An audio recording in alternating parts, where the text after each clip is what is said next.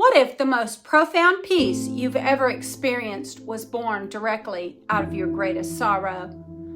Grief has a way of stripping the noise out of life, leaving behind silence that feels unbearable. But sometimes, in that silence, something unexpected begins to grow. Hope and resilience, a peace the world can't explain. And when I lost my only son, Logan, the world looked and felt different to me.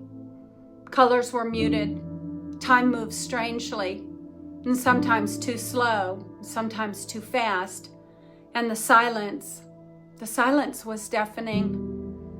And grief transforms the world around us, and suddenly the smallest things take on new meaning. The faint smell of a cologne, a sound you hadn't noticed in years, the empty chair at the end of the table.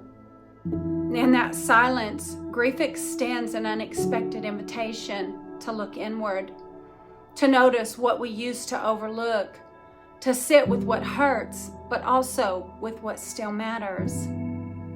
At first, the silence felt like emptiness, but over time, I realized it was space for reflection. I started asking myself questions I had avoided before. What truly matters? What do I want to do in the time I still have left here? How can I carry Logan's light forward? In grief, the unimportant fades away. What remains are the priorities, values, and connections that carry eternal weight.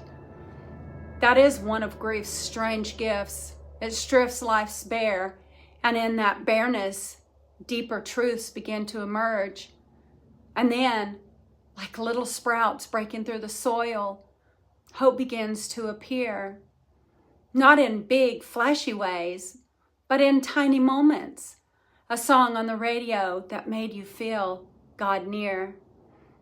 A kind word from someone I didn't expect. The strength to get out of bed when I thought I couldn't.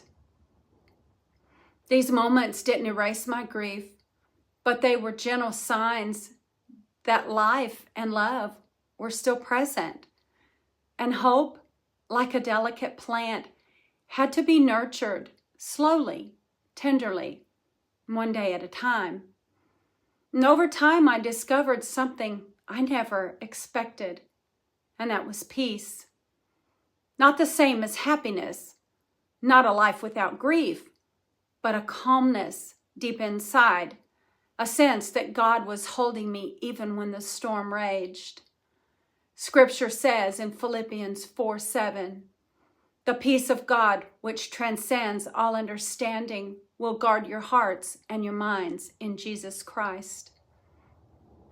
That's the peace I began to feel, a peace that didn't make sense in my situation, a peace that didn't erase sorrow, but sat with me in it, reminding me that grief and peace can coexist. Grief is not a straight line.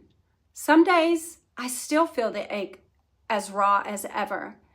But resilience isn't about moving on. It's about learning to live with both sorrow and peace in the same breath. And in that balance, I found a new way to live.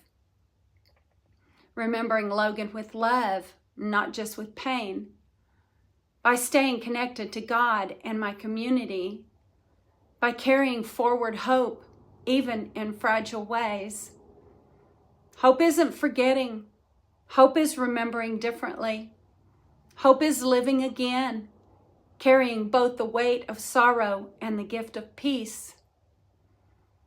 I'm Angela Frazier, and if you're sitting in the silence of grief right now, I want you to know this. Peace will come, not all at once, not perfectly, but slowly and tenderly, like light breaking through the dawn.